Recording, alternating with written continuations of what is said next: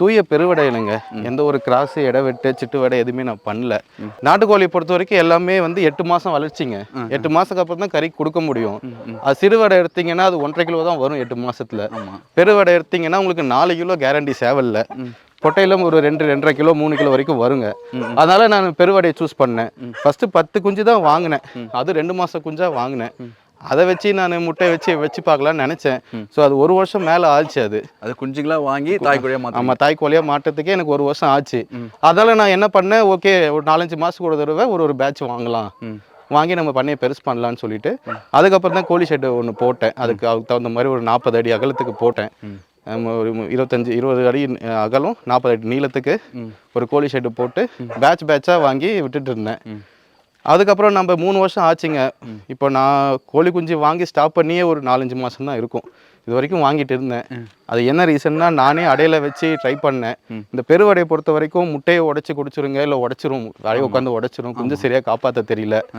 நான் அதில் ஒரு 6 மாதம் மேலே அதில் நான் ட்ரை பண்ணி லாஸ் ஆகிட்டேன். நிறையா கோழி குஞ்சுங்க என்கிட்ட வீணாயிடுச்சு, முட்டையை கரெக்ட் பண்ணி வீணாயிடுச்சு. நான் இன்குபேட்டர் வேணாங்கிற கட்டாயத்தில் நான் சரி அடையில வைக்கலாம், அதுவே அடைய உட்கார தன்மை இருக்குது, அதை ஏன் நம்ம பண்ணணும், அதுவே கோழி குஞ்சுங்களை காப்பாற்றிக்கணும்னு நான் நினச்சி பண்ணேன்.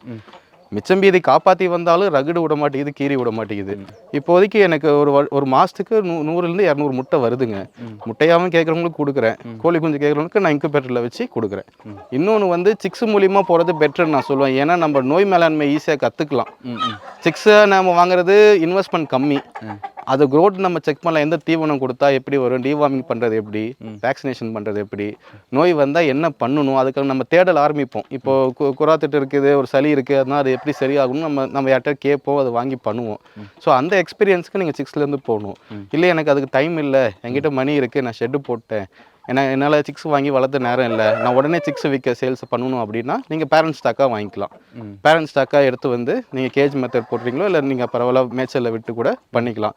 பட் பேரண்ட் ஸ்டாக்காக வாங்குறப்ப அந்த கோழிக்கு பழக்கம் இருக்கணும். நீங்கள் பாட்டுக்கிற ஒரு 10 கோழிக்கு ஒரு சேவல் வேணும். ஓகே பிரதர், இப்போ உங்கள் ஃபார்மில் வந்து எத்தனை மேல் எத்தனை ஃபீமேல் இருக்குங்க, மொத்தம் எத்தனை கோழி வச்சுருக்கீங்க? மொத்தம் என்கிட்ட 50 கிட்ட இருக்குங்க.